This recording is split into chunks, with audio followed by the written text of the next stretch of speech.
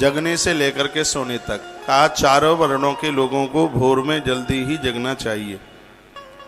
सर्वा हुए सप्राची मुखक चिंतये देव पूर्वकान धर्मान ताश तत्क्लेशान आशयम। वर्णन किया है शुश्रूषु कनिष्ठ उच्चते, कनिष्ठ वर्ण का व्यक्ति, वैश्य, क्षत्रिय, ब्राह्मण कोई भी है, भोर में जल्दी जागे। सुबह सदाचार का बड़ा अद्भुत वर्णन है, वो 13 नंबर के अध्याय में किया गया है से महापुराण के विद्येश्वर संहिता में। कहा सूर्य उदित होने से पहले सूर्य भगवान बाद में निकलें, तत्पश्चात सबसे पहले प्रातः जाग करके पूर्व दिशा की तरफ मुंह करके खड़े हो जाइए और देवताओं को वंदन प्रणाम कीजिए। इससे धर्म, अर्थ, काम और मोक्ष चारों पुरुषार्थों की सिद्धि होती है। प्रातः जिस समय जाग रहे हैं तो मुख यदि पूर्व की तरफ होता है, पूर्व की तरफ मुख करके, पश्चिम की तरफ मस्तिष्क हो, पूर्व की तरफ हो पाम, और उस समय आप जागे हैं और जगते समय यदि मुख पूर्व की तरफ हुआ है तो समझ लीजिएगा पूर्व की तरफ मुख करने से सोने से आयु बढ़ती है, उम्र बढ़ती है। 8 नंबर के श्लोक में बड़ा सुंदर वर्णन किया, आयुर द्वैशस्य, आयु बढ़ती है पूर्व की तरफ मुख करके सोओगे तो। अग्निकोण की ओर मुख करके उठने से द्वेष, दक्षिण की तरफ मुख करने से मरण, मृत्यु भी हो जाए तो कोई बहुत बड़ी बात नहीं है, मौत नहीं होगी तो लड़ाई झगड़े जरूर होंगे। तत्पश्चात नैऋत्य कोण में मुख करके उठने से पाप, पश्चिम की तरफ मुख करके पूर्व की तरफ मस्तिष्क हो, पश्चिम की तरफ पाम हो, ऐसे भी सोते हैं तो नवीन भाग्य का उदय होता है। वायव्य कोण, वायव्य कहते हैं उत्तर और पश्चिम का कोना, इसमें बीमारियां लग जाती हैं, व्याधि, इसलिए इधर भी मुख करके सोना नहीं है। उत्तर की तरफ मुख करके होने से शरीर स्वस्थ होता है। ईशान कोण में मुख करके सोने से शक्ति बढ़ती है। यह प्रातः काल की 8 दिशाओं में मुख करके सोने की बात कही गई है। एक बार फिर मैं बोले देता हूं, आरुदेश स्मरणम पापम भाग्यम तथैव च व्याधि पुष्टि तथा शक्ति प्रातरुत्थाय दिग् फलम। 8 दिशाओं में मुख करके सोने की बात कही है, ध्यान से सुनिएगा। पूर्व की तरफ मुख करके सोओगे तो उम्र बढ़ेगी। अग्नि कोण में मुख करके सोओगे तो घर में द्वेष हो जाएगा, लोग विद्रोह करने लगेंगे। दक्षिण की तरफ मुख करके सोएंगे तो मौत भी हो सकती है। और उसके तत्पश्चात दक्षिण के बाद में वायव्य दिशा है जो कि दक्षिण के कोने में, इसकी तरफ मुख करके सोने से व्याधियां, बीमारियां बढ़ती हैं। इसलिए तो वास्तु कहता है कि जिसकी 3 ही रेखाएं हैं ऐसा प्लॉट दान में भी मिले तो भी मन लीजिए, जिसको त्रिभुजाकार कहते हैं। चौथी भुजा उसकी होती ही नहीं है और ऐसी परिस्थितियां उस ऐसे प्लॉट में बन जाती हैं। तो वर्णन किया गया है वायव्य दिशा में मुख करके सोने से व्याधियां, पश्चिम में मुख करके सोने से शरीर को पुष्टि मिलती है, वर्णन किया है। और उत्तर की तरफ मुख करके सोने से, उत्तर की तरफ, ये बड़ी अद्भुत है, इसमें शरीर पौष्टिक होता है। ईशान कोण की तरफ मुख करके सोने से शक्ति बढ़ती है। इसलिए सजग समझदार लोगों को 3 ही दिशाओं में मुख करके सोना चाहिए। मैं बता देता हूं क्या क्या, या तो पूर्व की तरफ मुंह करके, या पश्चिम की तरफ मुंह करके, या उत्तर की तरफ मुंह करके। इसके अलावा या तो उत्तर विमुख, या पूर्व विमुख, या पश्चिम विमुख। इन तीनों की बातें मैं आपके बीच में रखे देता हूं। पूर्व की तरफ मुख करके आप सोएंगे तो आयु बढ़ेगी, उम्र बढ़ेगी, इसमें कोई किसी भी प्रकार की संशय वाली बात नहीं है। उत्तर की तरफ मुख करके सोओगे तो शरीर बलवान होगा, शरीर को पौष्टिकता मिलेगी, इसमें भी कोई संशय वाली बात नहीं है। और पश्चिम की तरफ मुख करके सोओगे तो एक नए भाग्य का उदय होगा।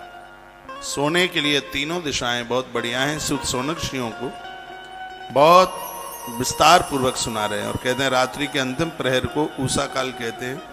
जब आधी रात निकल जाए उसके तत्पश्चात आप बाथरूम के लिए जाते हैं तो कुल्ला करके हाथ पांव धो करके तब सोइए। रात्रि को जब आप सो रहे हैं, सुनिए पूरी बात, गणेश पुराण में राजा नल की कथा का वर्णन है, महाभारत में भी राजा नल की कथा का वर्णन है।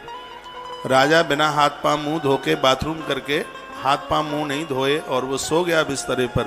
कलयुग ने मौका पाया और उसके पूरे शरीर में प्रवेश कर गया। और मैंने गणेश पुराण के माध्यम से बातें सुनाई हैं। बहुत लोगों को आदत होती है,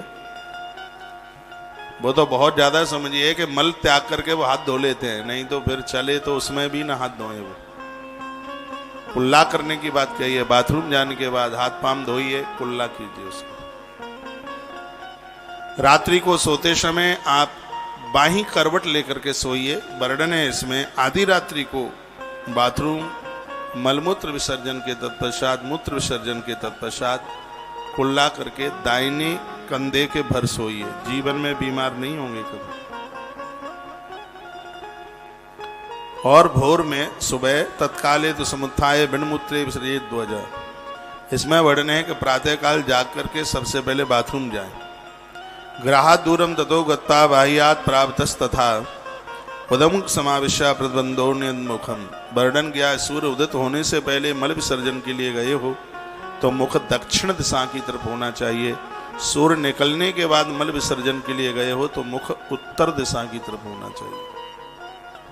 इसलिए साधुओं के आश्रमों में उनके लेट सीट का जो मुख है वो दक्षिण की तरफ होता है, और आप गृहस्थियों के घरों में बाथरूम में जो टॉयलेट का जो मुख है वो उत्तर की तरफ होता है, क्योंकि आप लोग लेट जागते हैं। 8-9 बजे तक नहा लें तो ये तो बहुत बड़ी बात, चमत्कारिक बात हो जाएगी। और जागना तो हमेशा भोर का ही बहुत बढ़िया। समय लोग 20 साल उम्र गिफ्ट में मिल गई है। भोर का जागना इतना बड़ा प्रभावशाली है। रात्रि को जल्दी सोइए, लास्ट 10 बजे तक सो जाए। 9 बजे सो गए तो फिर हीरा ही है, 10 बजे सो गए तो सोना है, 11 बजे सो गए तो पीतल है, और 12 बजे सोए तो जिंदगी लोहा है, बस ये समझ लो। रात्रि को जल्दी सोएं, भोर में प्रातः है जल्दी जागने की कोशिश करें। ग्रहाद दूरम ततो कृत्वा वाह्यात प्रावतस्तथा। अब समय बदल गया है, नहीं तो लिखा है मलमूत्र विसर्जन का स्थान तो ग्रहाद दूरम ततो गत्वा, ये घर से बहुत दूर होना चाहिए। पहले लोग मेहनत का खाते थे, मलमूत्र विसर्जन करने के लिए दूर जाते थे। आज 2 नंबर का खाते हैं, घर ही में महाराज सब कुछ करते रहते।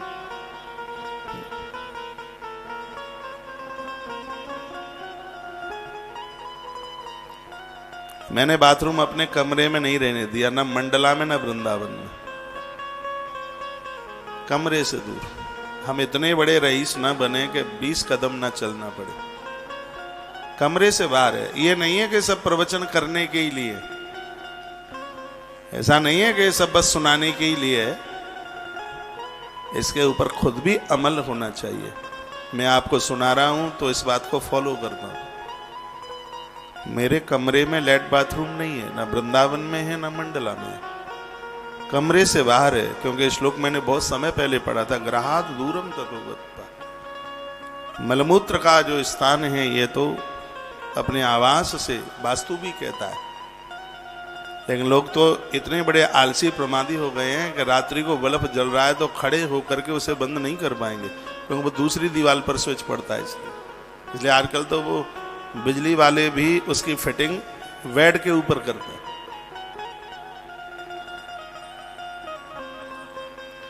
दूर होना चाहिए। उदमुख समाविष्य प्रतिबंधो, दिग्मुखा उत्तर और दक्षिण की बात इसमें कही गई।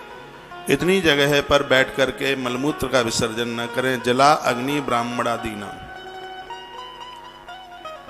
जल के किनारे बैठ करके, जल में पानी में बैठ करके मलमूत्र का विसर्जन न करें। अग्नि के पास, ब्राह्मण के घर के पास, चौराहे पर, देव मंदिर, इन जगहों पर सूर्य भगवान के सन्मुख। इसमें लिखा है कि जो सूर्य भगवान के सामने बैठ करके और जो मलमूत्र विसर्जन करते हैं, इसमें स्पष्ट वर्णन किया गया है, ऐसे लोग नपुंसक बन जाते हैं, वो संतान को जन्म देने के लायक नहीं रहते। ऐसा तो उसमें हरवंश पुराण में भी लिखा है। हम बहुत छोटे हुआ करते थे, दादा लोग बाबा लोग बोलते थे कि सूर्य के सामने बाथरूम मत करना, नहीं तो रात को बिच्छू काट लेगा। वैसे डरा डरा करके और वह बच्चों को धार्मिक बनाते थे। देखो ये ग्रंथों में लिखा है, वर्णन किया है, मल मुसृज चौथाया न पश्य चैव तन्मलम। मल विसर्जन के बाद में धोखे से भी उस मल को देखे नहीं। मल विसर्जन के बाद इन सब चीजों से पुण्य क्षीण होते हैं। आदमी दिन में इतना पुण्य करता है लेकिन वो पुण्य टिकता नहीं, क्योंकि उससे ज्यादा अपराध कर बैठता है। इससे पुराण ने जीना सिखाया है। कितना सुंदर लिखा है, मलह मुसृज चौथाया न पश्य चैव तन्मलम। मल त्यागने के बाद आप खड़े हुए हैं, उसको देखिए मत। वर्णन किया है। फिर वहां से उठकर पृथक स्थान में, जहां भी पहले तो मिट्टी से हाथ धोएं, फिर 7 बार कुल्ला करने की बात कही, स्नान करें, सूर्य भगवान को अर्घ्य दें, ये सब काय काय की दांतोन करें, वो सब वर्णन कर दिया गया। आज लोगों के दांत बड़े ढीले हो रहे हैं, ये बुरुश थोड़ा कम यूज किया करो। जो बाजारू जो बुरुश आता है इसको कम प्रयोग में लो, ये दांत को सबको गिरा देगा। दांतों को मजबूत करने के लिए सर्दी का टाइम है, कम से कम 2 लौंग भून करके रोज खाओ। दांतों के लिए वरदान है लवंग, 100 साल तक दांत कहीं जाएंगे नहीं। नीम की दांतों बहुत फायदे करती है। मंजन, बुरश के बजाय, टूथ के बजाय, टूथपेस्ट के बजाय जो मंजन किया जाता है, जिसको उंगली से रगड़ा जाता है, वो ज्यादा प्रभावशाली है। 5-7 मिनट मंजन को अपने मुंह में डाल करके रखिए और 5 मिनट के बाद में फिर उसको उगल दीजिए। अंदर की जितनी गंदगी है वो मंजन सब उसे बाहर निकाल देगा। लोग तो वो तम्बाकू वाला मंजन करते हैं, इतना नशीला, आजकल माताएं भी नहीं चूकती इससे। फिर ऐसी आदत पड़ती है, सुबह देखो तो मंजन। एक कहीं हम किसी घर में थे, हमने कहा ये मैया 2 बजे मंजन कैसे कर रही है? किसी ने बताया नशीली है, ये नशा वाला मंजन कर रही है। जैसे बीड़ी वाले को बीड़ी चाहिए, उसी प्रकार से नशे में इसको मंजन चाहिए, नशे की पूर्ति कर रहा है।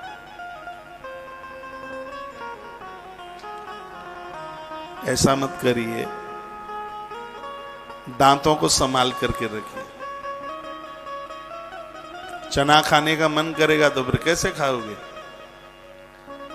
और मुख की बड़ी शोभा है दांतों से, आज तो नहीं लग रहा है।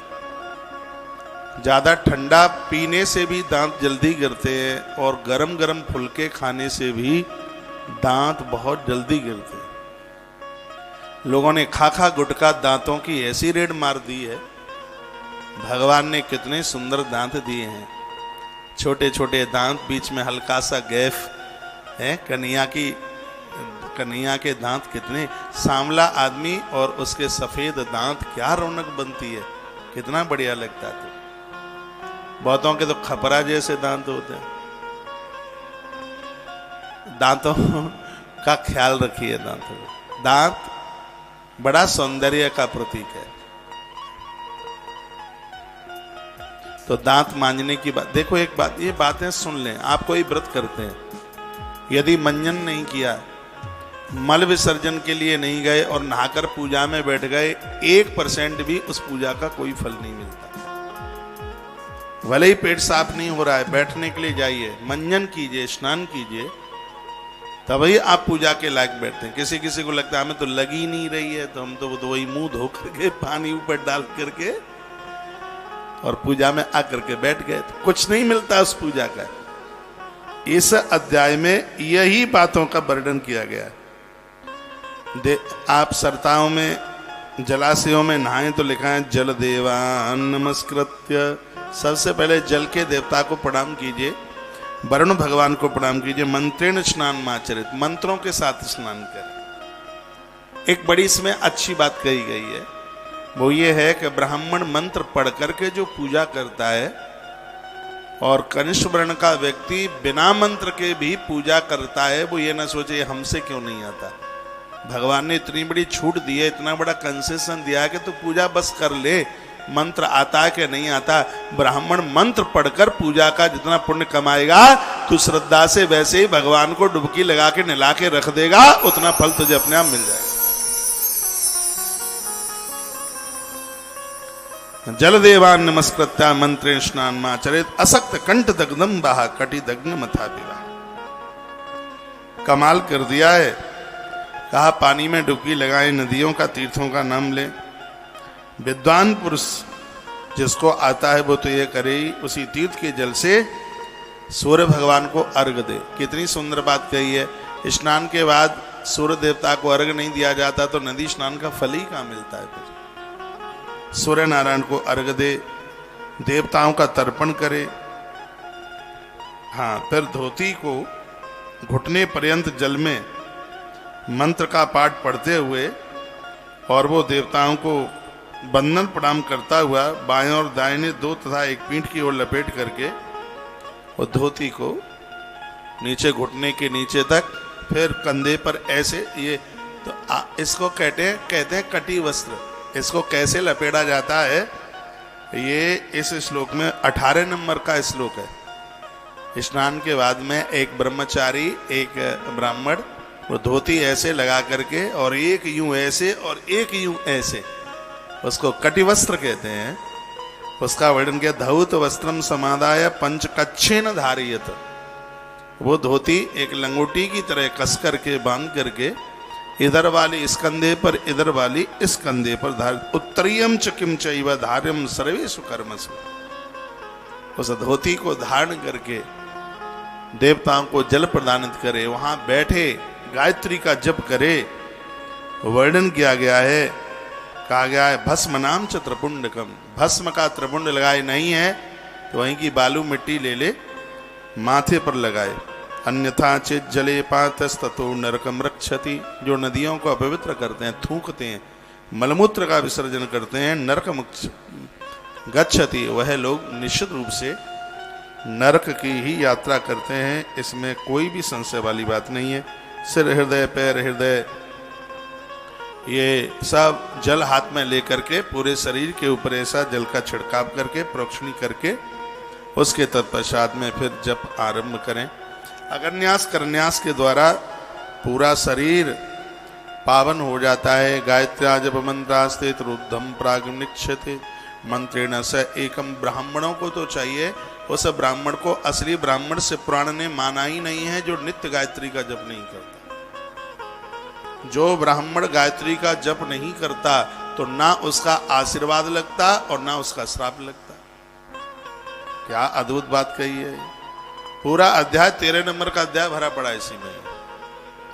1.25 लाख गायत्री जपने वाला ब्राह्मण किसी के घर में एक ग्रास भी खा जाएगा, जीम के चला जाएगा तो पुरखे पितृलोक में नृत्य करेंगे, इतनी खुशी मनाएंगे। लेकिन वर्तमान समय में ब्राह्मण, देखो क्या सुंदर बात कही है इसमें वर्णन है कि जो ब्राह्मण गायत्री नहीं जपता, गायत्र्या जप मंत्रास्ते, त्रिपुंड धारण करके गायत्री का जप करता है पूर्व दिशा की तरफ बैठ करके, ऐसे ब्राह्मण का दर्शन साक्षात हरि और हर के दर्शन के बराबर है। नीचे के श्लोक में लिखा है, जो ब्राह्मण गायत्री नहीं जपेगा तो ना उसका वरदान लगेगा ना उसका श्राप लगेगा। इसलिए तो आज सब तेजहीन हो गए, ना वरदान लग रहा ना श्राप लग रहा। तपस्वी के तो हाथ में यदि जंजीर डाल दी गई तो उसके तपस्या के प्रभाव से जंजीर टूट के नीचे गिर जाएगी। बादशाह अकबर ने तुलसीदास जी को जेल में डाल दिया था और बिना गलती पर। बात इतनी सी थी, सुबह का समय था, बाबा तुलसी आ रहे थे, किसी गांव में एक जवान की मृत्यु हो गई। पूरा गांव रो रहा था, 32 साल का आदमी था, उसकी मृत्यु हो गई। और जैसे ही महात्मा तुलसी उस गांव से निकले, उस जमाने में, उस समय में एक ऋषियों का काल आया था, संतों की बड़ी महिमा थी। जिस पुरुष की मौत हुई उसकी पत्नी रोती हुई बाबा तुलसी के चरणों में गिर पड़ी और उनके मुंह से निकल गया अखंड सौभाग्यवती भव, तेरे पति की आयु लंबी हो। तुलसी ने उसे आशीर्वाद दिया, बाबा तुलसी ने। गांव के लोगों ने कहा, बाबा ये मुर्दा पड़ा इसी का ही पति है, तुम्हारे आशीर्वाद का क्या होगा। आंख में आंसू आ गए तुलसी के में। बाबा तुलसी वहां बैठे और उन्होंने कीर्तन किया। वो तो तपस्वी महात्मा थे। आधा पौन घंटा उनका कीर्तन चला। मरा हुआ व्यक्ति ऐसे खड़ा हो गया जैसे सोता हुआ कोई व्यक्ति खड़ा हो जाए। ये पहला जय घोष बाबा तुलसी के मुख से, सियावर रामचंद्र की जय, उस समय पहली बार ये आवाज मुंह में से निकली थी तुलसी बाबा के मुंह से। अकबर का शासन था। यह सूचना अकबर को मिली। अकबर ने तुलसी को अपने दरबार में बुलाया। तुलसी जी ने कहा, वो कोई ग्रंथ लिख रहे थे, उन्होंने कहा कि जब मुझे समय मिलेगा तब आ जाऊंगा। तो अकबर को इसमें अपना अपमान, उसने समझा कि मेरा अपमान हुआ है, मेरी बात नहीं मानी, मैं राजा हूं। फतेहपुर सीकरी, ये भरतपुर और आगरा रोड पर यह शहर पड़ता है, यहाँ इसकी गादी थी। वहां की जेल में बाबा तुलसी को डाल दिया।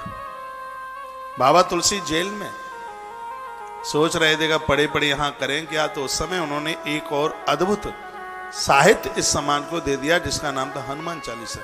40 दिन तुलसी बाबा जेल में रहे। 40 दिन, 40 दिन में उन्होंने 40 चौपाइयां हनुमान चालीसा की लिखी। देखिए तपस्वी की महिमा। जब वो 40वां दिन था, लाल देह लाली लसे और धर लाल लंगूर, बज देह दानव दलन जय जय जय कपसूर लिखा। पूरी फतेहपुर सीकरी बंदरों के मारे भर गई। बादशाह अकबर का सब पूरा महल चारों तरफ से बंदरों ने घेर लिया। उसके पास जो अनुयायी लोग बैठे हुए थे, कहा कि तुमने एक साधु का अपमान किया है, ये उसका परिणाम है। ये हनुमान का रूप है, ये तुम्हें छोड़ेंगे नहीं। अकबर ने हाथ जोड़े और कहा, मुझे इतनी मोहलत दे दी जाए कि मैं एक बार माफी मांगकर इस साधु से आ जाऊं। बंदरों ने रास्ता दे दिया। और जब वो अकबर बाबा तुलसी के पास में पहुंचा, लंबा होकर के गिर पड़ा, कहा, महात्मा मुझे क्षमा कर दो। बाबा तुलसी ने कहा, गलती तूने बहुत बड़ी की है, अब तू फतेहपुर सीकरी छोड़ के चला जा। द्वारा से तू लौट के आया तो तेरी खोपड़ी के खंड खंड हो जाएंगे। ये तपस्वी का प्रभाव था। स्थान छोड़ के फतेहपुर सीकरी छोड़ करके वो दिल्ली में बसा। द्वारा फतेहपुर सीकरी लौट करके वो नहीं आया। इतनी सी बात मैंने कही है, तपस्वी की तपस्या में बहुत बड़ी ताकत होती है। भजनानंदी के पास भजन की सत्ता होगी, दुनिया उसका क्या बिगाड़ लेगी भैया। साधक के पास में साधना होनी चाहिए। ब्राह्मण को उसके भजन से जाना जाता है, उसको 3 काल के संध्या से जाना जाता है। मैं कहीं किसी कथा में बोल रहा था, भैया ऐसा जीवन जियो पता तो लगे कि तुम ब्राह्मण हो। 1000 लोगों के बीच में तुम्हें खड़ा कर दिया जाए तो पता तो लगे कि तुम ब्राह्मण हो। लेकिन तुम में और जूते चप्पल के दुकानदार में कोई अंतर पता नहीं लगता। काहे के ब्राह्मण? पता तो लगे कि तुम ब्राह्मण हो। कहीं से ब्रह्म तो छलके तो सही, कहीं से लगे तो सही कि ऊर्जावान हो, तुम्हारे चेहरे पर तेज है। कहीं से कुछ लगे तो सही, तुम्हारे रूप से, तुम्हारी पोशाक से, तुम्हारी वेशभूषा से पता तो लगे कि तुम ब्राह्मण हो। क्या सुंदर यहां अद्भुत बात कही गई है। जनेऊधारियों को 31 दिन में अपना जनेऊ बदल लेना चाहिए। श्लोक नंबर 31, अध्याय नंबर 13। मासातीते तो नित्य ही पुनश्चा उपनयम चरेत। 1 मास यानी 1 महीने के तत्पश्चात जनेऊ। जनेऊ में 6 लड़ें होती हैं। क्या क्या इन 6 लड़ों में? ईसो गौरी गोहो विष्णु ब्रह्मा चंद्रस्य वै यमः। इसकी जो लड़ियां हैं, इसमें महादेव हैं, परम्बा है, बीच में 96 चौबे की जो गांठ है, साक्षात माता गायत्री का रूप है।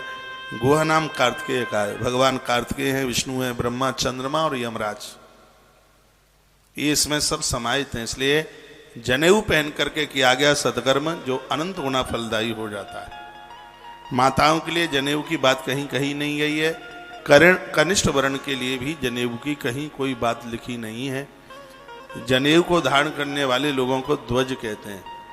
ये 3 वर्ण के लोग जनेऊ पहन करके जितना पुण्य कमाते हैं, कनिष्ठ वर्ण का प्राणी बिना जनेऊ के और मात्र शक्ति बिना जनेऊ के उतने ही फल की प्राप्ति कर लेते हैं, क्योंकि जनेऊ पहनने वाले के लिए नियम है। और नारी के लिए जनेऊ इसलिए नहीं बताया गया कि नारी का महीने के कुछ ऐसे दिन हैं जिसमें उन नियमों का वो पालन नहीं कर सकती। उस समय कनिष्ठ वर्ण के लोगों के पास भी कुछ ऐसे काम थे जिसकी वजह से जनेऊ की मर्यादा खंडित होती, तो उसकी वजह से विधान बना दिया ये द्विज लोग जनेऊ धारण करके जितना पुण्य कमाएंगे और कनिष्ठ वर्ण का प्राणी अपने नियम के साथ ऐसे ही जीवन जिए तो उतना फल उसको वैसे ही प्राप्त हो जाएगा। ऐसा वर्णन हमारे ग्रंथों ने किया। एक बार जयकारा लगाइए भगवान के नाम का, बोलिए भक्त वत्सल भगवान की जय हो। जिन्होंने गुरुमंत्र लिया है उनके लिए लिखा है कि 1 महीने में कम से कम 1.5 लाख का जप होना ही चाहिए। कौन करता है आज गुरुमंत्र का जप? 1.5 लाख 1 महीने में, एक दिन में 5,000 हो गए। ये तो कोई बहुत ज्यादा व्यस्त है उसके लिए। बिना गुरु के जीवन शुरू ही नहीं है, ये हमने अनुभव करके देखा है। कुछ भी नहीं है जिंदगी में, है ही नहीं कुछ बिल्कुल भी। भगवान महादेव ने आगे एक अध्याय में 23 नंबर के अध्याय में कहा है कि गुरुजनों को जो कोई प्रणाम कर लेता है वो सीधा प्रणाम मेरे पास आ जाता है। अभी आगे मैं आपको निवेदन करूंगा, कहा कि जो गुरुजनों को वंदन कर लेता है, प्रणाम कर लेता है, वो प्रणाम पूरा मेरे पास आ जाता है। भगवान बोले 23 नंबर के अध्याय में, अभी आप सुनिए। तो गुरु सत्ता तो एक बहुत बड़ी सत्ता है। देखो ये लिखा है, दिने दिने त्वत्क्रांते नित्यम एवं क्रमा जपेद मासादौ क्रमसोती तो अर्ध लक्ष्य जपे नहीं। अर्ध माने आधा, लक्ष्य माने पूरा। तो लक्ष्य माने लाख और 1 लाख का आधा 50,000, तो 50,000 और 1 लाख 1.5 लाख हो गए। 1 महीने में, 1 मास में कम से कम गुरु मंत्र का 1.5 लाख जप होना चाहिए। हम जैसे लोगों के लिए तो बहुत ज्यादा जरूरी है, होना चाहिए। लिखा इन सब चीजों से चारों पुरुषार्थों की प्राप्ति होती है। 1.5 लाख जप करने के उपरांत वह व्यक्ति संपूर्ण दोषों से बच जाता है, मन को शांति मिलती है और रौरव नाम के नरक से वो बच जाता है। वर्णन किया गया है, ऐसा जीवन यदि जिया जावे तो धरती किसी स्वर्ग से, किसी बैकुंठ से कम नहीं है धरती। हाँ। बोलो भक्त वत्सल भगवान की जय हो। कोई भी अनुष्ठान आप करते हैं, व्रत करते हैं, ब्राह्मण भोजन के बिना वह पूरा नहीं होता। ऐसा लिखा है कि जो एक ब्राह्मण को नित्य भोजन कराता है उसको चांद्रायण व्रत करने का पुण्य मिलता है। व्रतों में सबसे ज्यादा कठिन यदि कोई व्रत है तो चांद्रायण व्रत है। पाशुपत व्रत से भी कठिन है। चांद्रायण व्रत में 30 दिन का उपवास होता है। तो जैसे कला घटती है तो ग्रास बढ़ता है। मैंने किया है एक अपने विद्यार्थी काल में, दूसरे के लिए मैंने बहुत सोचा, ना टाइम मिला ना हिम्मत पड़ी। मैंने तो तिल के ऊपर किया है। पहले दिन 1 तिल, व्यास गद्दी है, इसे झूठ नहीं बोला जाता। भगवत कृपा से विद्यार्थी काल में मैंने पढ़ाई लिखाई तो बहुत कम समय मिला है, अनुष्ठानों में बहुत मन लगाया है। मैंने कई बार यमुना जी को डूबा पानी में, कंठ तक पानी में बैठ करके भागवत जी सुनाई। 27 दिन के कई अनुष्ठान किए। कामतानाथ भगवान को 108 बार रामायण सुनाई और एक साथ बिना गैप के 108 रामायण, पूरी रामायण 108 बार। 2009 में कामदगिरी कामदानाथ भगवान। तो मेरा जो यह व्रत हुआ, मेरे महाराज जी ने, मेरे गुरु जी ने 3 किए चांद्रायण व्रत। इसमें लोग ग्रास भी ले लेते हैं, लेकिन मैंने तो तिल के दाने के ऊपर, पहले दिन 1 दाना, दूसरे दिन 2, तीसरे दिन 3। तिल का दाना कितना होता है? वो भी रात्रि को चंद्रमा को अर्घ दे के दर्शन करके। 16 घंटे का आसन, कुसा का आसन। शरीर ऐसा हो गया था भैंस की तरह, बिल्कुल काला। शरीर इतना कमजोर लगता था कि प्राण ना निकल जाए, लेकिन उसके बाद में पीछे मुड़ करके नहीं देखना पड़ा। चांद्रायण व्रत का इतने बड़े प्रभाव का मैंने एहसास अपने जीवन काल में किया। यहां वर्णन किया गया है, बताया गया है कि जो ब्राह्मणों को भोजन कराते हैं उनको चांद्रायण सहस्रम तु ब्रह्मलोकम प्रदम विदु।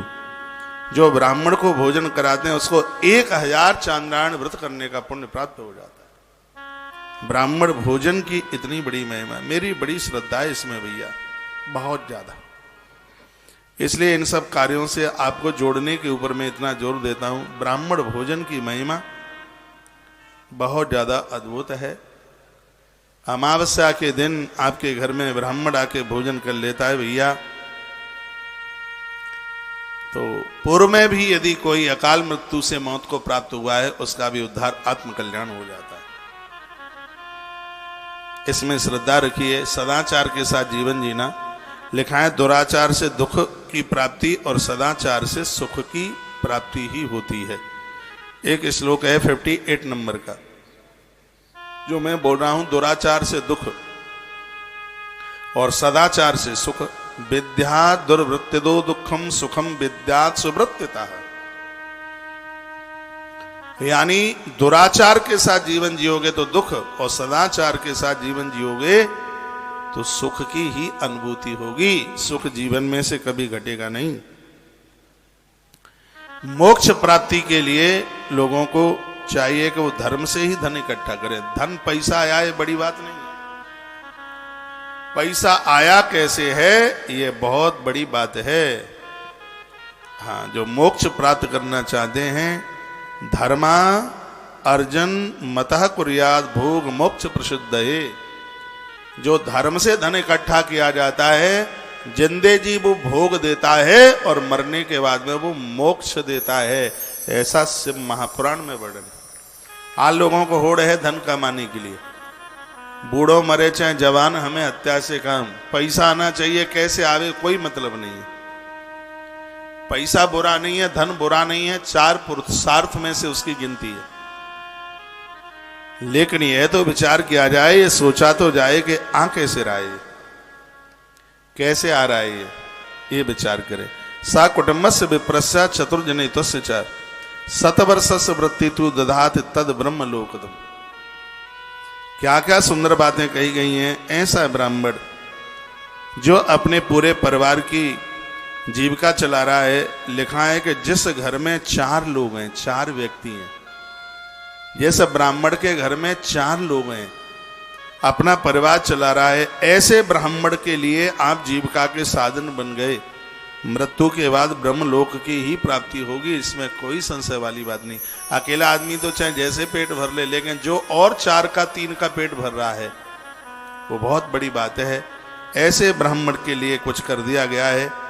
यहाँ वर्णन किया गया है कि उनको ब्रह्मलोक की प्राप्ति होती है। 1000 चांद्रायण व्रत करने का फल प्राप्त होता है, जिसके घर की आहुति भोजन ब्राह्मण के मुख में जाता है।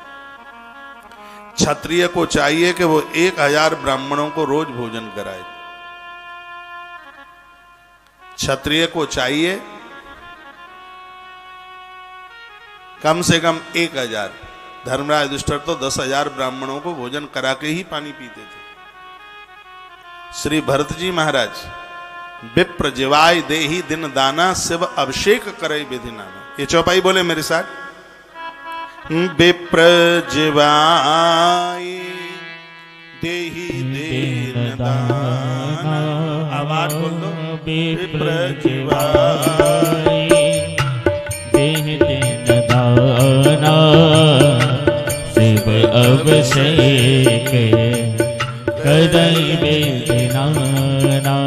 महादेव का रोज अभिषेक करना और हजारों ब्राह्मणों को नित्य भोजन कराना, ये नित्य का काम श्री भरतलाल जी महाराज का है। एक कथा महाभारत में आती है। जिस समय दुर्योधन के द्वारा 12 वर्ष का वनवास और 1 साल का ज्ञातवास मिला, तो अपने भाइयों के साथ, द्रौपदी के साथ युधिष्ठिर वन के लिए जा रहे थे, और वह इंद्रप्रस्थ से निकलते ही खेत की एक मेड़ पर बैठ करके बड़ी जोर जोर से रोने लगे। इतना क्रंदन किया, इतना रुदन किया कि वहां भगवान व्यास प्रकट हो गए। भगवान वेद व्यास ने कहा तुम धर्मराज हो तुम, और आज हस्तिनापुर या इंद्रप्रस्थ छूटा है तो तुमसे सहन नहीं हो रहा। युधिष्ठिर इसलिए आंख में आंसू है।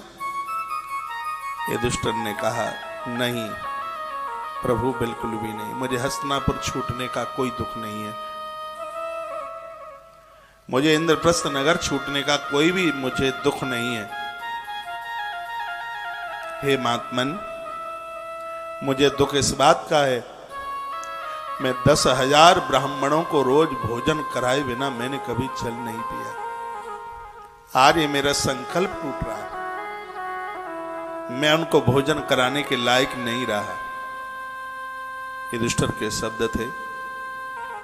तब भगवान व्यास ने कहा पांडुनंदन ऐसा करो, भगवान सूर्य को प्रणाम, सूर्य की आराधना करो, वो समाधान करेंगे। सूर्य भगवान की आराधना पूजा करने वाले लोग जीवन में कभी भी महाराज किसी भी चीज से अपूर्ण नहीं रहते, वो तो बुद्धि का देवता है। घरों में बरकत होती है, रसोई बढ़ती है सूर्य भगवान को अर्घ देने से। मैं एक बार फिर कहूंगा, सूर्य भगवान को अर्घ वंदन प्रणाम करने से घर की रसोई को ताकत मिलती है, क्योंकि भगवान सूर्यदेव प्रकट हो गए और उन्होंने एक ऐसा पात्र दे दिया, अक्षय पात्र, और कह दिया जब तक घर की स्त्री भोजन नहीं कर लेगी तब तक इसकी सामग्री समाप्त नहीं होगी। तब से लेके आज तक हर घर की गृहिणी सबको जमाने के बाद ही भोजन करती, और उस पात्र के प्रभाव से 10,000 ब्राह्मणों को वन की यात्रा में भी युधिष्ठिर रोज भोजन कराते। आप कितनी चीजें खा लेते हैं कोई मायना नहीं रखता, ज्यादा खा लोगे सुबह डिब्बा खाली करके आ जाओ। क्या है, आदमी खाने के लिए जी रहा है? नहीं, महान व्यक्ति तो वह है, विशेष व्यक्ति वह है जो धरती पर खाने के लिए नहीं, इस धरा पर खिलाने के लिए आया। खिलाने के लिए, खिलाने के लिए सोचिए। बहुत लोग पेटू राम, बस खाने के लिए, जहां से जो मिल जाए बस पेट भरना है। वो आई पेट भरने के लिए।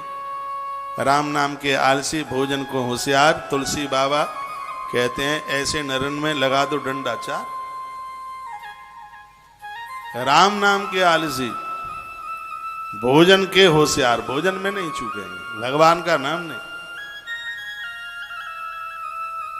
4 बार भोजन भजन एक बार, 4 बार भोजन भजन एक बार, बामे आवे उबासी 1000 बार। सब कोई चीज नहीं छूटती, ना चाय छूटेगी, ना कॉफी छूटेगी, ना पराठा छूटेगा, भजन जरूर छूटता है।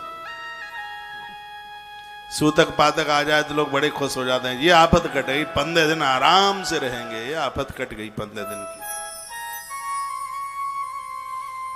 लेकिन हरि नाम नहीं तो जीना क्या है? भगवान का नाम ही नहीं है तो फिर इस धरा पर, धरती पर रह करके करेंगे ही क्या? बड़ी अच्छी अच्छी बातें कही गई हैं इसमें। तो लिखा हजारों हजारों लोगों को रोज भोजन कराओ। मनुष्य ऐसी भावना रखता है तो देवता उसके ऊपर अति प्रसन्न हो जाते हैं। मनुष्य जिस जिस देवता के उद्देश्य से भजन करता है, दान करता है, दान का आचरण करता है, वह उन देवताओं का दर्शन कर लेता है। ऐसा वेदवादियों का कहना है। अर्थहीन पुरुष जिसके पास पैसा नहीं है वो शरीर से धर्म कमाए, खाली बैठे नहीं। धन है तो धन धर्म में लगा, धन और देह दोनों हैं तो दोनों को भगवत कार्य में लगा दो। बात समझ में आ रही है? बैठो माताओं। एक बड़ी सुंदर यहां बात कही गई है, वो सुन लो, सुन करके आनंद हो जाएगा। इसमें लिखा है कि आपने जिसको खिलाया, साधुओं को खिलाया, ब्राह्मणों को खिलाया, उस अन्न के द्वारा बना हुआ रक्त बॉडी में जब तक घूमेगा और वो सदकर्म करेगा, तीर्थ यात्रा करेगा, भजन करेगा, उसका 50% उसको मिलेगा जिसने उसको वो अन्न खिलाया। मैं श्लोक बोल रहा हूं 13 नंबर के अध्याय का विद्येश्वरी संहिता का श्लोक नंबर 70 है। यावत कालम यद अन्नम वै भुक्ता श्रवण मेधते तावत कृतस्य पुण्यस्य तो अर्धम दातुर्न संशय। इसमें कोई संशय नहीं है, वह जो भी पुण्य भजन करता है उसका आधा पुण्य तो उसके खाते में जाता है जिसने उसको अन्न दिया है, जिसने उसको भोजन दिया, आधा जाता है उसका भजन।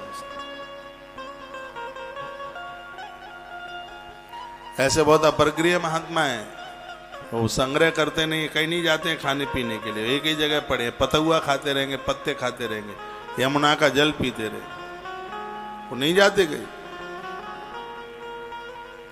बिल्कुल सही। यावत कालम यद अन्नम वै, जिस काल में, जिस समय में हमने किसी का अन्न खाया, अन्न का एक दाना भी हमारे पेट में रहेगा, ऐसा इसी ग्रंथ में वर्णन है। हमने जो भी खाया है 1 साल से पहले वो अन्न पेट से खाली नहीं होता, 1 साल तक खाली नहीं होता, वो पेट में कहीं न कहीं रहता है, उसका कण 1 वर्ष तक इस बॉडी में रहता ही है।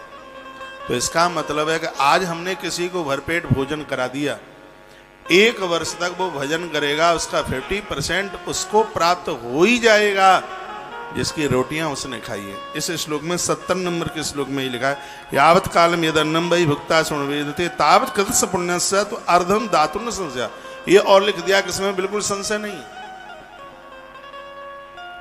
इसीलिए इन भंडारों की महिमा का वर्णन किया गया है। गृहीता ही गृहीतस्य दानाद् वै तपसा तथा पाप संशोधनम कुर्यात् अन्यथा रोरम ब्रजेत। दान लेने वाले लोग भजन नहीं करेंगे, इसमें स्पष्ट वर्णन है। जो कोई दान दे रहा है, दान के संग संग अपने संपूर्ण पापों का पोटला और दे रहा है। ये बात ना मानी हो तो सुन लीजिए, जब हम किसी को दान देते हैं, हमारे पास में जितने भी अपराध का पोटला है, जिसने दान लिया है, तत्काल उसी के पास चला जाता है। 71 नंबर के श्लोक में लिखा है विद्येश्वरी संहिता में। मान लिया जाए कि आपने मुझे कोई दान दिया, तो आपने सिर्फ रुपया पैसा ही नहीं दिया, आपके द्वारा अनजान में जान में जो भी अपराध हुए हैं वो भी आपने संग में ही दे दिए। तो यहां भगवान शिव का वाक्य है, नंदी को कथा सुना रहे हैं। वो कहते हैं कि जिसने दान लिया, जिसने दान दिया है, उसके पाप भी उसके पास चल के आ गए। दान लेने वाले व्यक्ति ने यदि भजन नहीं किया, यदि उसने भजन नहीं किया तो रौरवम ब्रजेत, 100% दान लेने वाले व्यक्ति को रौरव नाम के नरक में जाना ही पड़ेगा, उसको कोई बचा नहीं पाएगा। ताली तो बजाना मत, नजर लग जाएगी। इसलिए सजग समझदार लोगों को, महापुरुषों को, ब्राह्मण लोगों को चाहिए कि वो अपने भजन को, अपनी साधना को न घटने दें। उनकी साधना पाप को ऐसे जला देती है जैसे अग्नि की एक चिंगारी बहुत बड़े बांस के वन को जला के समाप्त कर देती है। उनके पास यदि भजन है तो लोगों के आने वाले पाप रूपी वन उनकी साधना रूपी चिंगारी के द्वारा जल करके राख हो जाते हैं। इसलिए उन्हें भजनानंदी होना चाहिए। कृष्ण अर्जिते दासासम हे देहम पापस्य शुद्धये। आप जो अपने जीवन में कमाते हैं, शिव महापुराण में लिखा है, जब तक अपनी कमाई का 10वां अंश दान में नहीं लगाते तब तक हम पापों से मुक्त नहीं होते। क्योंकि पैसा कमाने में बहुत अपराध होते हैं, चाहे आप कृषि कार्य कर रहे हैं, चाहे आप फैक्ट्री में नौकरी कर रहे हैं। जीवों की बहुत हत्या होती है जिस समय आप पैसा कमाते हैं। खेत में कीड़े मकोड़े कितने मरते हैं। तो उस काल में जब ये ग्रंथ लिखा गया था, उस काल में कमाई का 10वां अंश दान में देने के लिए बात कही। अब कमाई का 10वां ना हो पाए तो कमाई का 1 अंश तो हो जाए, 100 के ऊपर 1। 100 कमाया है तो 1 रुपया दान पुण्य में होना ही चाहिए। 1000 रुपया कमाया है तो 10 रुपया दान पुण्य में जाना ही चाहिए। यहां तो 10वें अंश की लिखा है, 10 अंश ही देहम पापस शुद्ध। अपनी कमाई का 10वां अंश यदि वह पुण्य कर्म में नहीं लगाता तब तक वह जीव पापों से शुद्ध नहीं होता। ये वेदेश्वर संहिता का 13वां अध्याय चल रहा है। यही बात असली नहीं है तो बात मेरी कोई काट के बताए फिर? इसमें स्पष्ट लिखा है, श्लोकबद्ध लिखा हुआ है, अथवा पाप बुद्धि स्यात्, ये पाप बुद्धि हमें नरक भेज देगी। इसलिए व्यक्ति को अपनी कमाई का अंश अच्छे कर्मों में, दान पुण्य में उसको लगाना ही चाहिए। इस पर लिखा, कृषि के द्वारा भी उत्पन्न किया गया धन उसका भी दशांश दान होना चाहिए। एक किसान बहुत मेहनत करता है लेकिन कीड़े मकोड़े बहुत मर जाते हैं, जीव हत्या बहुत हो जाती है। ऐसा करने से कृषि से उत्पन्न हुए सभी पाप नष्ट हो जाते हैं। शेष द्रव्य से वह अपना परिवार चलाए। देखो, जीवन में संतुष्ट रहना। भिवाड़ी से मेरे मध्य में आए थे श्याम सुंदर जी गुजर। मुझे बोलते हैं, महाराज जी हम बड़े संतुष्ट हैं, तनख्वाह तो इतनी मिलती है लेकिन उसमें हम संतुष्ट हैं। गौ धन, गज धन, वाज धन और रतन धन खान, जब आवे संतोष धन सब धन धूल समान। दुख की बात तो तब है जिन लोगों की 5-7 लाख रुपया, 10 लाख रुपया महीने की कमाई है, उनके चेहरे पर मुस्कुराहट नहीं है, वो दुखी है। पता नहीं ऐसा कितना चांद है घर में है कौन? एक है रिंग की और एक है रिंग का। पति और पत्नी 4 हैं। मम्मी पापा तो दूसरा जो गरीब है बेचारा उसके पास रहते हैं। मम्मी पापा अमीरों के पास कहां होते हैं, वो तो बेचारे किसी गरीब के पास होते हैं। 4 लोगों का परिवार है, 5 लाख रुपया महीने की कमाई है, तो भी इतने दुखी हैं। वो मन से बड़े दरिद्री है, बहुत दरिद्र है मन से, उदारता है ही नहीं। कभी कभी भगवान का थैंक यू करना सीखो, उन्हें धन्यवाद दो, कहो प्रभु आपने मुझे मेरी जरूरत से ज्यादा दिया, मुझे मेरे दाता ने बहुत कुछ दिया है, तेरा शुक्रिया है, तेरा शुक्रिया है। भगवान मुझे ज्यादा मांगना नहीं आता और तुझे कम देना नहीं आता। मुझे ज्यादा मांगना नहीं आता और तुझे कम देना नहीं आता।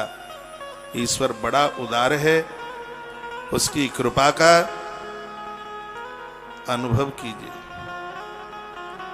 उसकी कृपा की अनुभूति कीजिए। बड़ी कृपा कर रहा है। आज दुनिया समाज तुम्हें जान रही है, उसकी कृपा है। वो कभी किसी को भूखा सोने नहीं देता, कितनी बड़ी कृपा है। कभी कभी उसका धन्यवाद भी तो कीजिए। भगवान आपने हमें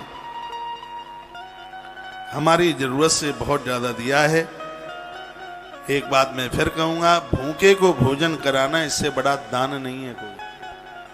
इसलिए हर गृहस्थी को चाहिए कि उसके दरवाजे से कभी कोई भूखा ना चला जाए। तुलसी वन आश्रम में ये नियम बना दिया गया है कि सुबह 10:30 बजे से लेकर रात्रि को 11 बजे तक इस आश्रम से कोई भूखा ना चला जाए। आश्रम कोई इन पत्थरों से नहीं है। आने वाले व्यक्ति को भोजन, आने वाले व्यक्ति को जल मिले, पानी मिले, तभी तो लगेगा कि आश्रम है। पता तो लगेगा घर और आश्रमों में क्या अंतर होता है। आप अपने घर में इतना मसाला डालते हैं, इतना तेल डालते हैं, तो भी उतना स्वाद नहीं आता जितना कि आश्रमों में साधारण से भोजन में जितना स्वाद आता है। पता लगता है कि प्रसाद आश्रम का लिया जा रहा है, अनुभूति होती है। तो जलम चैव सदा देह अन्नम क्षुद्र व्याध शांतये, बहुत ध्यान से सुनिएगा। जिसके घर में भूखे को भोजन, प्यासे को पानी मिलता है, उस घर में एक तो बीमारियां नहीं फैलती और एक अग्नि का प्रकोप नहीं होता। उस घर में अग्नि का प्रभाव नहीं होता। अग्नि भी उस घर में बर्फ की तरह शांत रहती है, जहां से कभी कोई भूखा नहीं जाता। ये बहुत प्यारा श्लोक है, 69 नंबर का श्लोक है। जलम चैव सदा देह अन्नम, क्षुद भूख को मिटाने के लिए व्याधि शांत है, उस घर की बीमारियां समाप्त हो जाती हैं। इसलिए इसमें बिल्कुल श्रद्धा रखिए। घर से कभी कोई भूखा न चला जाए। आपकी जो कमाई, आपके बच्चे पहली बार नौकरी के लिए जा रहे हैं, उनकी पहली तनख्वाह भगवत कार्यों में लगाना, अच्छे कामों में लगाना। बेटियों की शादी हो, पति के हाथ से, सास ससुर के हाथ से जितना भी तुम्हें मिला है, एक मैं सूत्र दूंगा, 100 मिले हों, 1000 मिले हों, 10,000 मिले हों, जो बेटियां शादी होने के बाद ससुराल जाएंगी, मैं बोलूंगा जितना भी तुम्हें मिला है उसका शीघ्र ही 10% निकाल देना, और उसको कहीं, मैं रुक्मिणी मैया के, रुक्मिणी मंगल से बोल रहा हूं, उसको जल के ऊपर, कुएं के ऊपर, सरोवरों के ऊपर, गाय के ऊपर और संतों के ऊपर, दीन दुखियारों के ऊपर उसको खर्च कर देना। फिर अपना ग्रस्त जीवन देखना कि तुम्हें तुम्हारे जीवन में क्या मिलता है। ग्रस्त की प्रथम सीढ़ी पर पांव आप रख रहे हैं, तो ये कीजिए। इसमें लिखा है कि जिस नारी को पियर से मिला है और पति के हाथ से मिला है, वो 1 नंबर का धन होता है उसका। ऐसे धन से वो धर्म कर ले। पति ने कमाया और पत्नी उसने धर्म के ऊपर लगाती है, तो धन के जितने दोष हैं वो सब समाप्त हो जाते हैं। इसलिए मैं इन मर्दों को बोलता हूं, तुम्हारी घरवाली धार्मिक है, ये धर्म पुण्य करती है, इसको कभी भी मत डांटिए, ये तुम्हारी कमाई को शुद्ध कर रही है। ये ग्रंथ में लिखा है, पति कमाता है और पत्नी उसको धर्म में लगाती है, इसमें धन की शुद्धि है। इसमें पियर से आपको मिला है, साड़ी मिली पियर से, आगे ननद को दे दीजिए, इतना पुण्य है तराजू लगा के तोला नहीं जा सकता। लेकिन पियर से जो दहेज मिलता है, एक एक चमचिया छिपा के रख देंगे, नहीं ननद ना ले जाए उठा के। ननद तो भुखमरी है ना, तुम्हारे ही घर के सामान से उसका पालन पोषण होगा। पता नहीं भाभियां क्यों ननद को गरीब समझती रहती है? ऐसा मन सोचिए तो तुम्हारा भाग्य है कि तुम्हारा कुछ ननद के पास पहुंचता है। तुम्हें पियर से जो मिला है, पति के द्वारा जो मिला है, वो बहुत बड़ा पुण्य है। कलयुग उस नारी के धन में बैठता है जो नारी कभी किसी का चुरा लिया, किसी की जंजीर मिल गई, किसी की अंगूठी मिल गई, किसी का पर्स मिल गया, वहां कलयुग चौकन्ना होकर बैठ जाता है। ऐसा धन बिल्कुल बेकार है। तो बड़ी अच्छी अच्छी बातें कही का न्यायाजितस्य वित्तस्य दानात् सिद्धम समुष्णति। न्याय के द्वारा अर्जित किया गया जो धन है, उससे यदि दान किया गया है तो दान सिद्ध हो जाता है। ज्ञान सिद्धया मोक्ष। देखो क्या सुंदर बात कही गई है, दान के द्वारा इस धरती के भोग और मोक्ष दोनों प्राप्त होते हैं। यह दान की बहुत बड़ी महिमा है। ज्ञान सिद्ध्या मोक्ष सिद्धा सर्वेशाम गुरुवनुग्रहात्। गुरुजनों की कृपा होती है। देखो यहां कितनी सुंदर बात कही है। लोग कमा तो लेते हैं अपनी योग्यता से, लेकिन खर्चा कर पाते हैं गुरुजनों की कृपा से। यदि गुरुजनों की कृपा नहीं होगी तो उनका जो धन है वो अधर्म के साथ जोड़ देगा। हम युवा अवस्था में गुरुओं से क्यों जुड़ते हैं? मैंने कभी बोला होगा कथा में, बचपन में मां चाहिए, जवानी में महात्मा चाहिए और बुढ़ापे में परमात्मा चाहिए। जवानी में महात्मा की क्या जरूरत पड़ गई है? जवानी में महात्मा की इसलिए जरूरत है कि जो धन कमाया है अधर्म की तरफ धकेल देगा। 48 दोष होते हैं धन में। श्रीमद् भागवत जी के 7वें स्कंद के 15 नंबर के अध्याय में वर्णन किया गया। 48 दोष हैं। युवा अवस्था में हम गुरुजनों से, संतों से जुड़े रहेंगे तो जो धन है वो हमें अधर्म से बचा लेगा, कुकर्मों से बचा लेगा, दुराचार से बचा लेगा। जब धन चल करके आता है, सबसे पहला दोष तो ये है, ग्रंथों में जो लिखा है वो अनुभव, महापुरुषों ने अनुभव करके लिखा है। संपत्ति बढ़ती है तो सबसे पहले पुरुषों को अपनी घरवाली मलूक नहीं लगती, अच्छी नहीं लगती, कुकर्मी हो जाते हैं, दूसरी स्त्रियों के साथ फंस जाते हैं।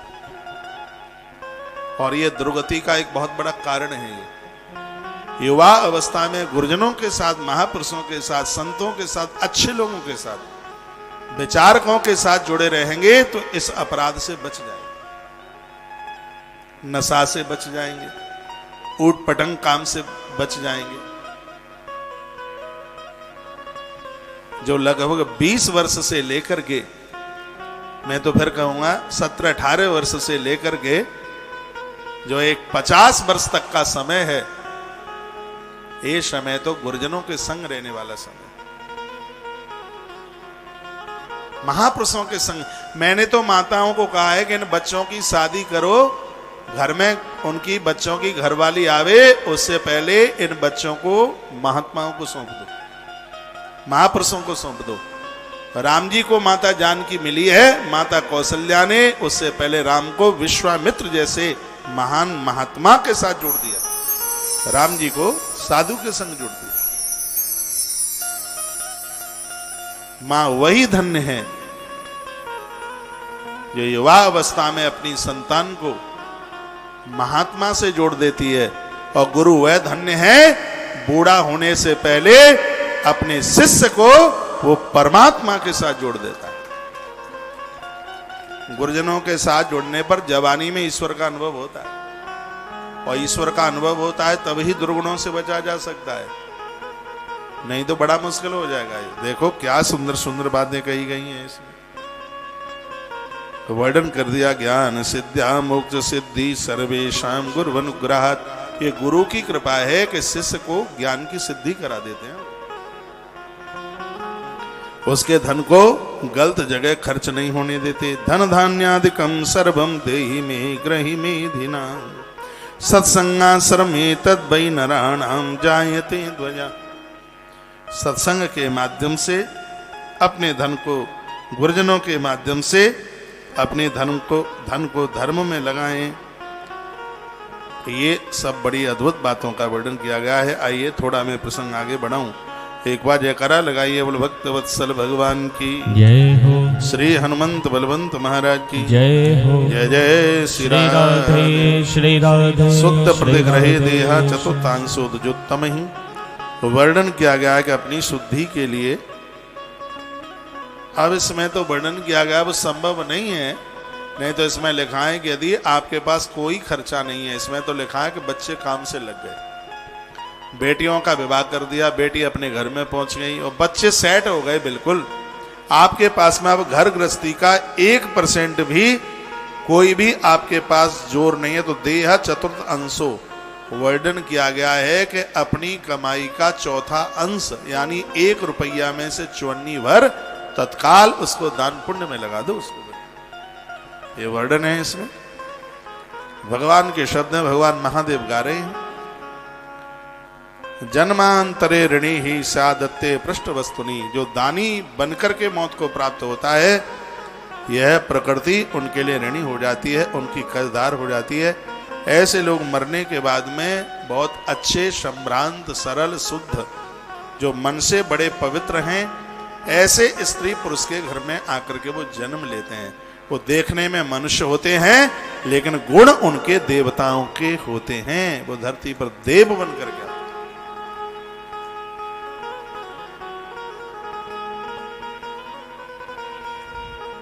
अच्छा लग रहा है?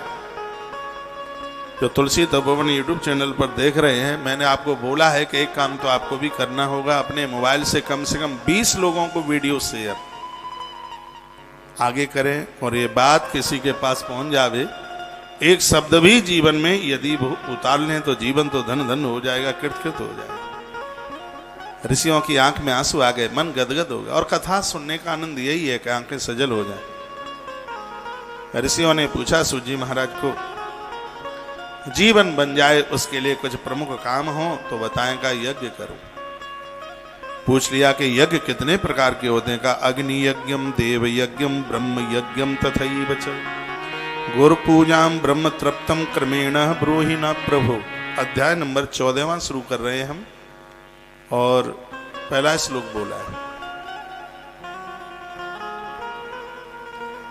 वर्णन किया गया, सूत जी ऋषियों ने सूत जी को पूछा था, अग्नि यज्ञ देव यज्ञ गुरु पूजा और ब्रह्म तृप्ति यानी ब्राह्मण को तृप्ति, इसको कृपया आप थोड़ा विस्तार पूर्वक कह दें।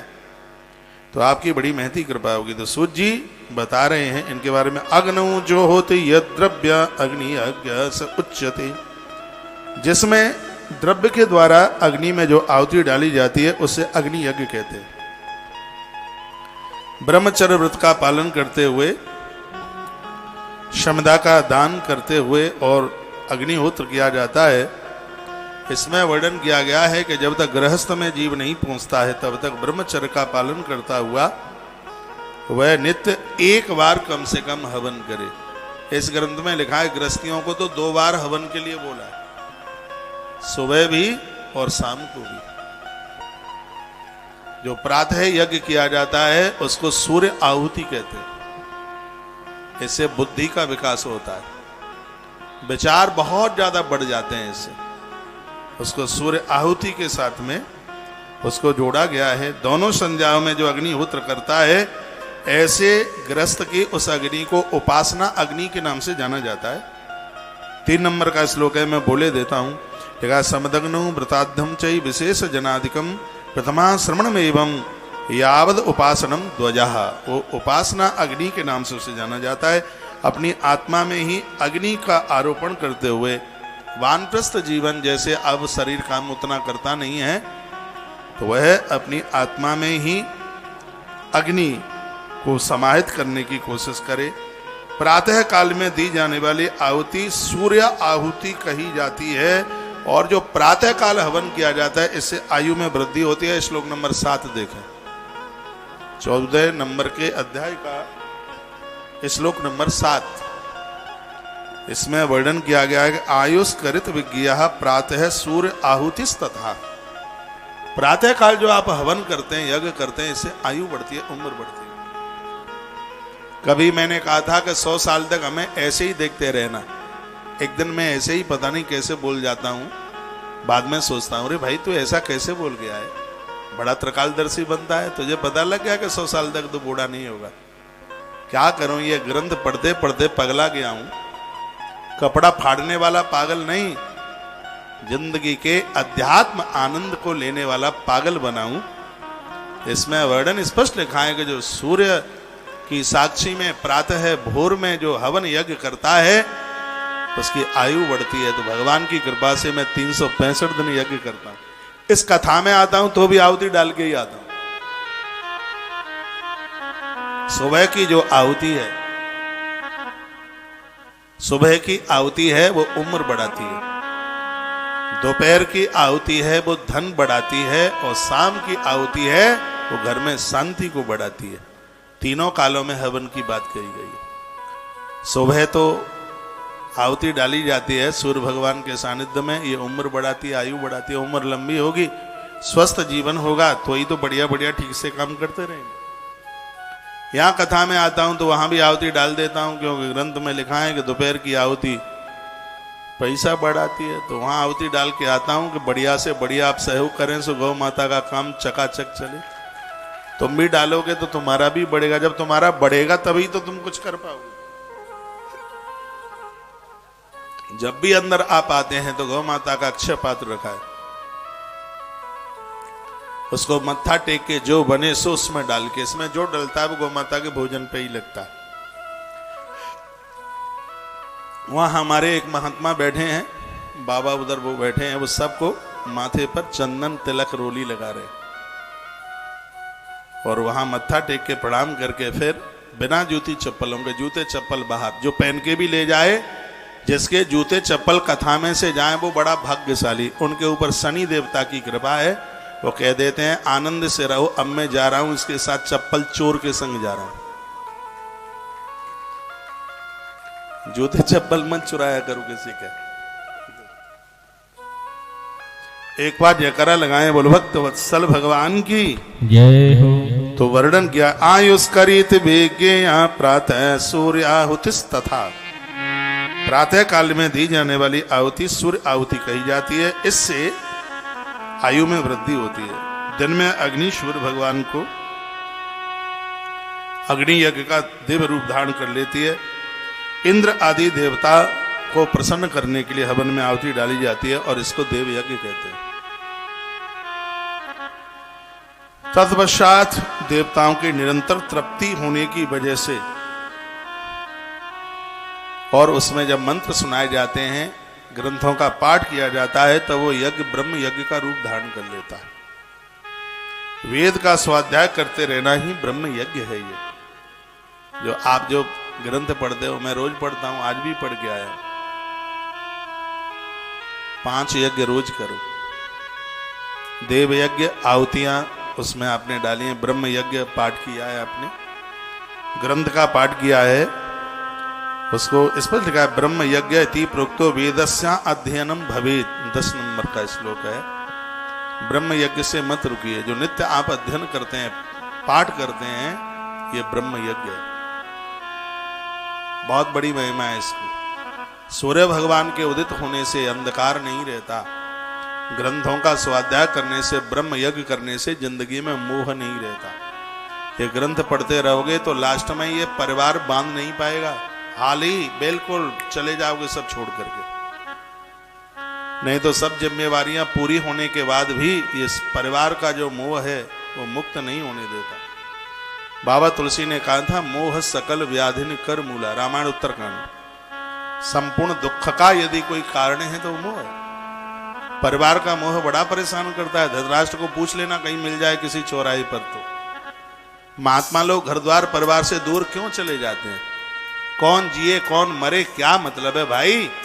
हम तो करवट लेकर के काशी उड़े बैठे हैं। बड़े संसार से वो निर्मोही हो जाते हैं। ग्रंथों का नित्य स्वाध्याय, भले आधा अध्याय आप पढ़े, एक अध्याय पढ़े, लेकिन इस ब्रह्म यज्ञ को चालू रहते रहने देना। इसको ग्रंथों का नित्य स्वाध्याय करना, ये ब्रह्म यज्ञ है। तत्पश्चात दरवाजे पर अतिथि आता है, इसको अतिथि यज्ञ के नाम से जाना जाता है।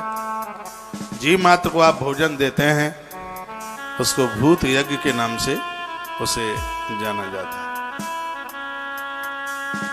ये सब जो सत्कर्म हैं, ये सब हमें कुछ न कुछ देने वाले हैं। सप्ताह के 7वें दिन भगवान का सत्कर्म कीजिए। 7वें दिन, ये देवताओं ने 7 दिनों को बनाया। क्यों बनाया, इसमें वर्णन है। क्या क्या बनाया, एक एक दिन का नाम इसमें वर्णन किया गया है। सबसे पहले रचना रविवार की हुई, जिसको आदित्यवार कहते हैं। रविवार को बना करके तैयार किया। संसार के वैद्य सर्वज्ञ परमात्मा ने संपूर्ण औषधियों के औषधि स्वरूप आरोग्य देने वाले अपने सबसे पहला दिन आदित्यवार का निर्माण किया। 13 नंबर के श्लोक में लिखा है, सुना दूं। सबसे पहले आदित्यवार, यानी संसार वैद्य सर्वज्ञ सर्वेशम आदावारोग्यदम वारम सुवारम कृतवान प्रभु। रविवार के दिन जितना भी पूजा पाठ किया जाता है, वर्णन किया गया, सर्व औषधियों की प्राप्ति होती है। सबसे पहले रविवार को बना करके तैयार किया गया। उसके तत्पश्चात जो सोमवार बना के तैयार किया गया, इसमें साधना आपको संपत्ति दे देती है। और भगवान कार्तिकेय संपूर्ण दुर्गति का हरण कर लेते हैं। उसके बाद भोमवार का निर्माण हुआ है। भोमवार, जिसको मंगलवार कहते हैं, आलस्य पाप के नाश के लिए इस वार का निर्माण किया था। और भगवान विष्णु रक्षा में लगे रहते हैं। उसके बाद में है बुधवार। बुधवार बड़ा अद्भुत वार है। पुष्टि तथा पुष्टि के लिए यह दिन है, और आयुष देता है, उम्र देता है, मकान दुकान सब कुछ देता है बुधवार। उसके तत्पश्चात बृहस्पतिवार का भी निर्माण हुआ है। त्रिलोक की सृष्टि करने वाले ब्रह्मा का दिन है पावन, जिसको शुक्रवार के नाम से जाना जाता है। सारे संसार के आयु के लिए परमात्मा ने शनिवार का निर्माण किया। आयु के लिए जो शनिवार को देवी देवताओं का पूजन, महादेव का अभिषेक करेंगे, उनको बीमारी नहीं बढ़ेगी और उसकी उम्र बढ़ेगी। सृष्टिकर्ता प्रभु ने सर्वप्रथम त्रिलोकी की वृद्धि के निमित्त पुण्य और पाप की कल्पना की। फिर उस पुण्य तथा पाप करने वाले के लिए इंद्र और यम, इन दोनों को नियुक्त किया गया था। और ये रविवार से लेकर के सोमवार तक की जो बात करी गई है, ये मनुष्य को भोग, योग, मृत्यु और जीवन देने वाले ये 12 ये दिन है। सप्ताह के 7वें दिन बड़े वंदनीय हैं, बड़े पूजनीय हैं। विद्येश्वरी संहिता का 14 नंबर का अध्याय है, वो बहुत पढ़ने वाला है। आरोग्यम संपदश्चैव व्याधीनां शान्तिरेव च पुष्टि रायुष तथा भोग मृत्यु हानि यथा क्रमम वारह क्रम फलम प्राहुर्देव हेतु तो सरेम। देखो जिस दिन में किसी का जन्म होता है, मरण होता है, इन दिनों का बड़ा फर्क पड़ता है। जैसे नक्षत्रों का असर पड़ता है उसी प्रकार से दिनों का असर पड़ता है। रविवार को जन्म लेने वाले का फलादेश अलग होता है, सोमवार को जन्म लेने वाले का अलग होता है, बुधवार को जन्म लेने वाले का फलादेश उसको अलग होता है। दिवाली भी सोमवार को पड़ती है तो उसका फल अलग है, शुक्रवार को पड़ती है तो उसका फल अलग है, शनिवार को पड़ती है तो उसका फल अलग है। आपकी शादी में भामर सोमवार को पड़ी है उसका फल अलग है, बुधवार को पड़ी है उसका फल अलग है, रविवार को पड़ी है उसका फल अलग है। इन दिनों का अपने आप में बहुत ज्यादा प्रभाव है। पाप शांति विशेषेण आदिवारे निवेदये। वर्णन किया, कमाल कर दिया। पाप शांति के लिए आदित्यवार को विशेष रूप से पूजन करें देवताओं का, यानी रविवार के दिन क्यों सभी देवताओं में आदित्य देवता, सूर्य भगवान ब्राह्मणों को मंत्रों को सुनकर के बड़े प्रसन्न होते हैं। तत्पश्चात बुद्धिमान व्यक्ति संपत्ति की प्राप्ति के लिए सोमवार के दिन भगवान की पूजा बिल्कुल भी न छोड़े, रोग की शांति के लिए वो मंगलवार की पूजा न छोड़े, और तत्पश्चात बुद्धिमान व्यक्ति को चाहिए संतान वृद्धि के लिए वो बुधवार की पूजा न छोड़े। यहाँ लिखा है कि ब्राह्मण को दधि युक्त दही और भात खिलाने से संतान की प्राप्ति, पुत्र, मित्र और पत्नी, ये सब चीजें उसको मिलती हैं।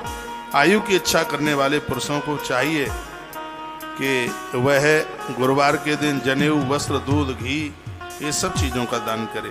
भोग की इच्छा हो तो कर्जा बढ़ रहा है तो शुक्रवार के दिन भगवान का वंदन और पूजन करे।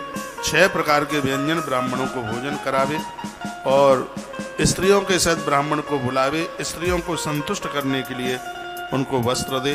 अकाल मृत्यु से बचने के लिए शनिवार के दिन रुद्र देवता की पूजा करें। ऐसा से महापुराण में सूजी महाराज सोनक्षियों को सुना रहे हैं, बता रहे हैं कि अकाल मृत्यु से बचने के लिए अपमृत्यु हरे मंदे रुद्रा ईश्वर यजेत बोधः। बुद्धिमान लोग अकाल मृत्यु से बचने के लिए मंदवार कहते हैं शनिवार को, ये धीमे धीमे चलता है, शनि धीमे धीमे चलता है। लंगड़ा है ना शनिवार, शनि उसकी माता ने श्राप दे दिया था, लंबी कथा है, ब्रह्म पुराण में आती है वो कथा, इसका नाम मंदवार। वर्णन किया है जो शनिवार के दिन रुद्र देवता की पूजा करता है वह अकाल मौत से बच जाता है। इस ग्रंथ की धीमे बजाओ भाई,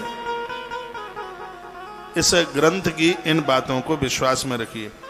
तिल का होम, तिल का दान, ब्राह्मणों को तिल का भोजन कराएं, ये सब चीजें हमें और आपको सर्व प्रकार का फल देती हैं। इसमें किसी भी प्रकार के संशय वाली बात नहीं है। यज्ञ की वृद्धि, यज्ञ की महिमा का वर्णन विस्तार पूर्वक किया गया। यज्ञ देशादीन क्रमशो ब्रूहि शुद्ध सर्वार्थवित्तमः। ऋषियों ने पूछा है धन की शुद्धि, जगह की शुद्धि, ये सब चीजें बताई।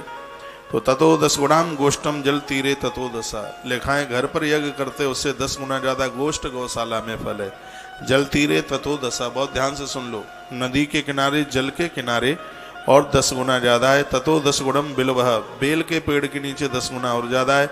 तुलसी के पेड़ के नीचे उससे 10 गुना ज्यादा है। अध्याय नंबर 15 श्लोक नंबर 1 और 2।